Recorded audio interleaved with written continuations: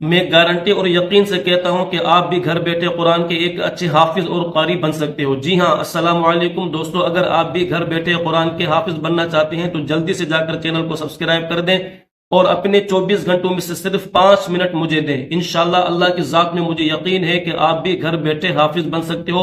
ہماری 2 صورتیں کمپلیٹ ہو چکی ہیں، 30ویں سپارے کی عما یتساءلون کی 2 صورتیں، سورۃ النبا اور دوسری ہے سورۃ النازعات، وہ کمپلیٹ ہو چکی ہیں۔ 30ویں سپارے کی جو تیسری صورت ہے، اب بس اس کا پہلا سبق ہو چکا تھا کل کی ویڈیو میں، آج انشاءاللہ ہم دوسرا سبق پڑھیں گے۔ تو چلیے آج کا سبق شروع کرتے ہیں۔ اعوذ باللہ من الشیطان الرجیم، بسم اللہ الرحمن الرحیم۔ قرآن پاک کی تلاوت کرنے سے پہلے اعوذ باللہ اور بسم اللہ پڑھنا ضروری ہے، ٹھیک ہے؟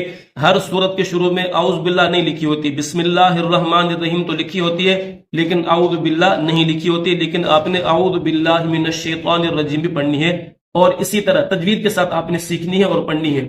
اعوذ باللہ من الشیطان الرجیم، بسم اللہ الرحمن الرحیم۔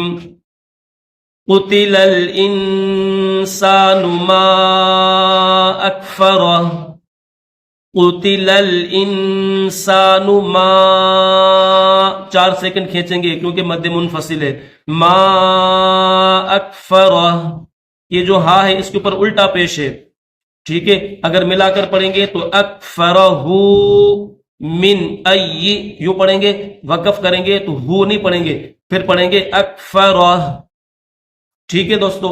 من ای شیء خلقہ، خلقہ، اس کو بھی ملا کر پڑھیں گے تو خلقہ من پڑھیں گے، وقف کریں گے تو خلقہ۔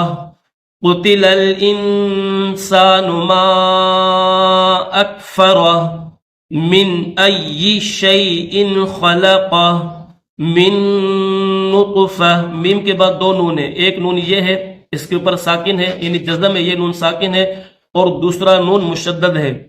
تو دوستو اس میں پہلا جو نون ہے وہ ساکن ہے اور دوسرا جو نون ہے یہ مشدد ہے۔ آپ دیکھ سکتے ہیں پہلا نون ساکن تھا، دوسرا نون مشدد ہے۔ تو اگر اس طرح 2 حرف آ جائیں کہ ان میں سے پہلا ساکن ہو دوسرا مشدد ہو، تو جو ساکن حرف ہوگا وہ سائلنٹ ہوگا۔ تو جو نون ساکن ہے نا، ٹھیک ہے، وہ سائلنٹ ہوگا، اس کو نہیں پڑھیں گے، میم کو ڈائریکٹ نون مشدد کے ساتھ ملائیں گے۔ کیسے؟ من نطفہ، من نطفہ، خلقہ فقدرہ، قاف کو دال کے ساتھ ملائیں گے اور دال مشدد ہے تو اس کو سختی کے ساتھ پڑھیں گے۔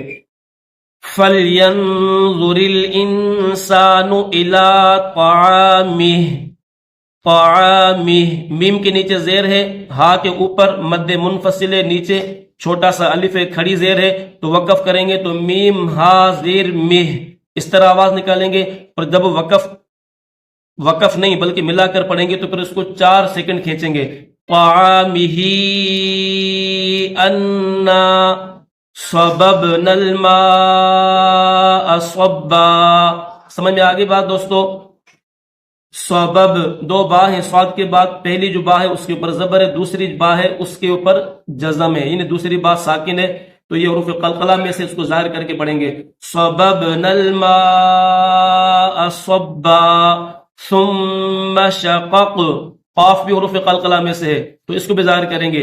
شققنا الارض شقا، فانبتنا فیہا، فانبتنا، اس میں فا کے بعد یہ جو الف ہے، الف کے اوپر زبر ہے، پھر اس کے بعد دوستو دیکھیں نون ہے اور نون ساکن ہے۔ نون ساکن کے بعد اگر با آ جائے، دیکھیں اس میں آپ دیکھ سکتے ہیں یہ نون ساکن ہے، اس کے اوپر جزم ہے، اور اس کے بعد یہ با ہے، با زبر بر۔ تو اگر اس طرح قرآن پاک میں کہیں پر بھی نون ساکن اور با آ جائے تو وہاں پر نون ساکن سائلنٹ ہوگا، ابھی یہاں پر اس نون کو میم میں جو ہے وہ کنورٹ کر دیں گے، ٹھیک ہے؟ اب یہاں پر نون کی آواز نہیں نکالیں گے بلکہ چھوٹا سا یہ جو میم آپ کو نظر آ رہا ہے نا، تو یہ میم پڑھی جائے گی، چھوٹی سی میم، اس نون کو میم کے ساتھ ملا دیں گے۔ کس طرح؟ فَأَنبَتْنَا، الف میم زبر ام، الف کو میم کے ساتھ ملائیں گے، یہ نون نہیں پڑھیں گے۔ فَأَنبَتْنَا فِيهَا حَبًّا وَعِنَبًا وَقَضْبًا وَزَيْتُونًا وَنَخْلًا وَحَدَائِقَ غُلْبًا۔ ٹھیک ہے دوستو، آج الحمدللہ ہم نے سورہ عبس کا دوسرا سبق پڑھا ہے. آپ اس کی خوب مشق کیجئے، بار بار سنیے، انشاءاللہ کچھ ہی عرصے میں آپ قرآن کے حافظ بن سکتے ہو. کوئی بھی میرا بھائی یا کوئی بھی میری بہن اگر اس کو کوئی بھی بات پوچھنی ہو تو میں نے اپنے واٹس ایپ نمبر دیا ہوا ہے اسکرین پر، وہاں جا کر آپ مجھ سے کوئی بھی بات پوچھنا چاہیں تو پوچھ سکتے ہیں. انشاءاللہ مجھ سے جتنا بھی ہو سکے گا تو میں آپ کی رہنمائی کروں گا. اجازت دیجئے، السلام علیکم ورحمۃ اللہ.